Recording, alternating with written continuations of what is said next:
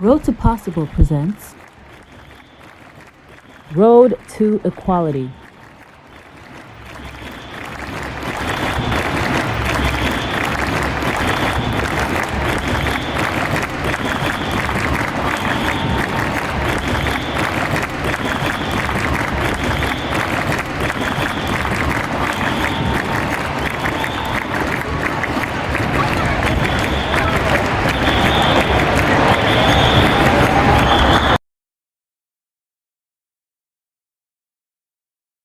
So, the issues that plague us, so many. We have discrimination, we have racism, we have sexism, we've got a homeless situation, as you can see behind me. So a lot of issues that we're facing in today's world, and a lot of it's just been compounding over the past decades, up and up and up. No one's been facing them, so now we're getting this slow avalanche slowly hitting us. And you can see it behind us, like all throughout the park. This never used to be this way. So one pandemic hits, nobody's been prepared for it, and this is the outcome. It's really sad. And this is not just like a one-time event. Like we've seen things like this happen before, over and over again, and the thing is nothing seemingly changes. We've had riots in the past, we've had protests, and we've had protests in 2020, like last year.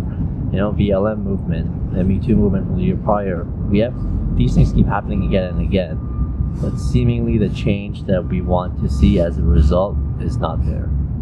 Right now, at least with BLM, you can see, at least for the most part, a lot of businesses supporting the movement. You've got signs put up here and there, but there's also businesses that don't want to do that. They're too afraid. One of the gyms I used to go to would not put up any signs because they didn't want to be the first gym to put up a movement behind them. They're too afraid. That's just discouraging and disgusting, right? Like, for such a positive movement, why?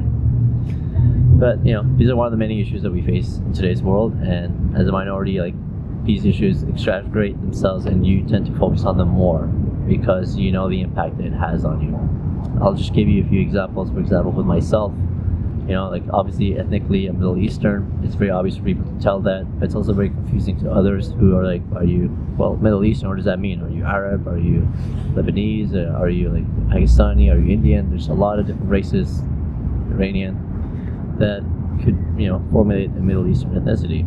But a lot of these races also tend to, unfortunately, not like each other. Indians don't like Pakistanis, Pakistanis don't like Indians. And there's, you know, it's not obviously a universal rule, but there's tension. And this tension can be seen in the workplace these days as well. You know, you've got the caste system being migrated over to workplaces here in Canada and in the US, where visa holders will try and recruit other people from their own caste system and ignore others that aren't from the same caste system. That's beyond stupid that we are importing this in this day and age here. You've got that issue. You've got issues like just the name that you go by. So my formal name is, you know, Mohammed. However, everywhere here I go by Mo because one, it's easier to go by Mo, and two, there's a real change when you go by Mohammed versus when you go by Mo. Yeah, and you can really see this when you go out for job interviews, applications, even dating, right? You say Mohammed, a lot is just assumed by you and by your name. Oh, he must be Muslim, he must be from here, he must be doing this kind of work. Whereas you go by Mo, a lot of people do know that Mo is shorthand, but a lot of people also don't know that. So you could go by with less, going with that name. So job interviews, I've done this myself, where I've sent the same application in different resume formats with a full name and a short name, and my short name would get a call back as opposed to my full name. It's infuriating, but it does happen. And this is like a well-known phenomenon that you can look up online at any time. Like there's studies showing this, there's like forums of people raging about this. It's easy to find this info if you look for the info. A lot of it is just something that we don't really care about because it doesn't impact us, the majority of people. It impacts a subset group of individuals. I happen to be one of them. You know, gay people tend to be another subset group of people that have been marginalized for a very long time, and still to, you know, continue to be marginalized against today, even with all the progress, all the change we've seen, all the equality, you know, campaigns that we've seen. A lot has changed for the better, which is amazing. But then we still see stupid people that go off with like, you know, sexist jokes or like homophobic jokes and say dumb things. And it's that hinge that we need to push and move forward with. And to me, like, it starts off with economic equality.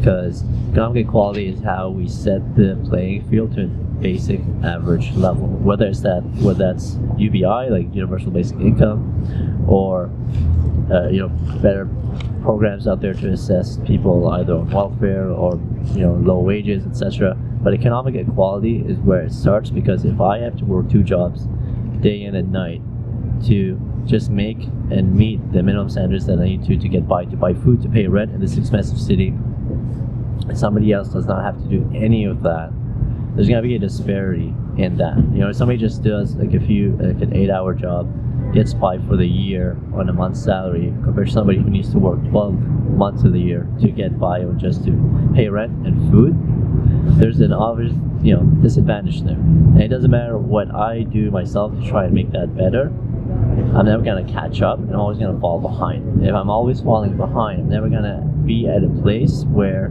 culturally speaking, I'll have the time to go and pursue, let's say, arts, pursue something that can benefit my country, my city, society as a whole, because I'm busy trying to just survive and get by. Whereas if I am feeling good, I'm cozy, my job is fantastic, my spare time is dedicated, or it can be dedicated to pursuing hobbies, cultural endeavors, art, history, society, all that jazz, right? I can go and defend, Aboriginal rights, BLM, go partake of BLM movements, all that jazz, because I have the privilege to have that time to do these things. Whereas somebody working a minimum wage job, let's say at a cashier at a grocery store, is not going to have that time, because they're just trying to pay rent. So, to me, it starts off at an economical level. There's a reason, and we've seen this through studies, through Google's data, through a lot of available data you can find on the internet, that when COVID first hit, it was the privileged that have been the least affected by it, because immediately they could just stay at home, work from home, groceries delivered, everything's delivered, you don't need to do anything, and you're safe and secure. Whereas for a big portion of the population, none of that's an option. You have to, what we deem essential workers and pay minimum wage, and like grocery store workers, how is that any fair? If I'm an essential worker, I'm being paid minimum wage to subsidize your comfortable living, I'm exposed to a dangerous virus while you're not. All this is readily available. We see this disparity, and we see it growing tremendously. Even right now, with the way the lockdowns are happening, it's not fair to any small business owner. No 100 people can migrate and get together at a Costco versus the 1 or 2 people going to a small mom and pop shop. There's no fairness in this whatsoever. There's a reason it's been laughed at universally within Ontario, because it just doesn't make any sense. So to me, economic balance is where we need to start. And once everybody starts off at an economic, it's ideal, it's utopian. I get that it's not a snap of the finger, but that's what we need to strive for, is to help people not live in tents behind us in the park, and be able to live in a comfortable home, feel secure, so they can work on themselves to get better, start applying for jobs, and move on in the ladder of the society. Because when you're stuck behind, it's not easy to then get your way and move forward, right? If you're already at the top, it's easier to stay at the top. If you're behind, it's really hard to catch up. And right now, people are just too selfish. There's rarely any help. There are some programs to help you catch up, but they're not really effective.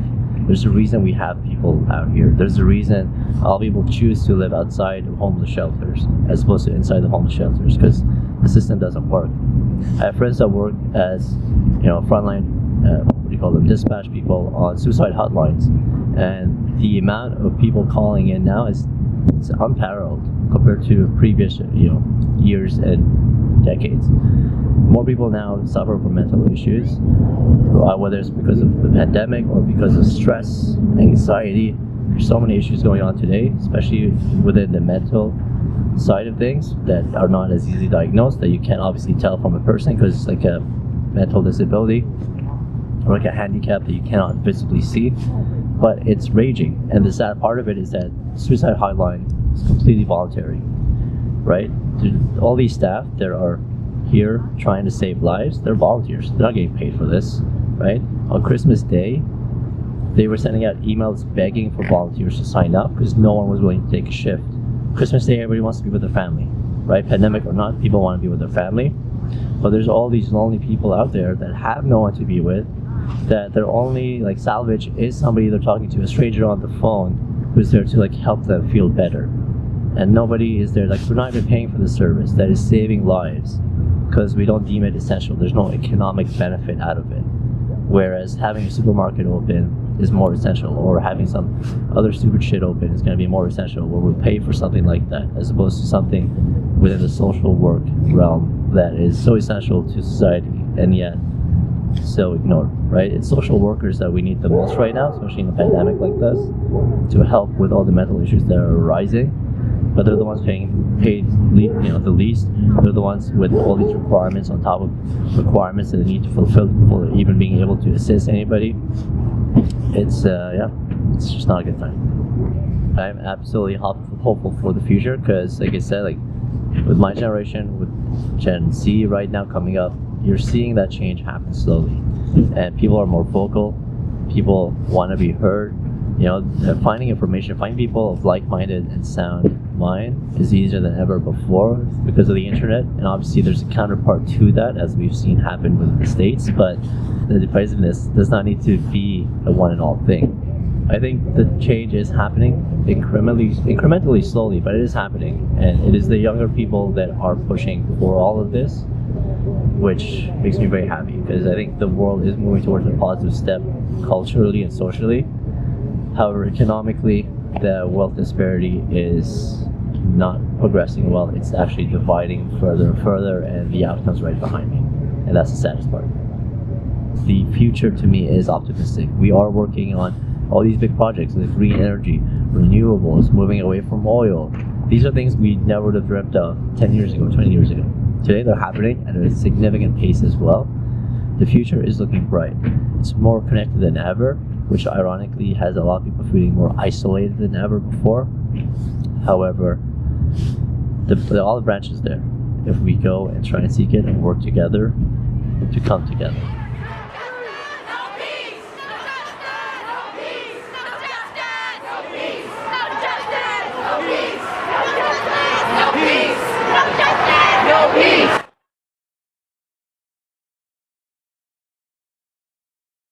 Thanks for watching. I hope you enjoyed the content. Make sure to reach out to us with your comments and feedback.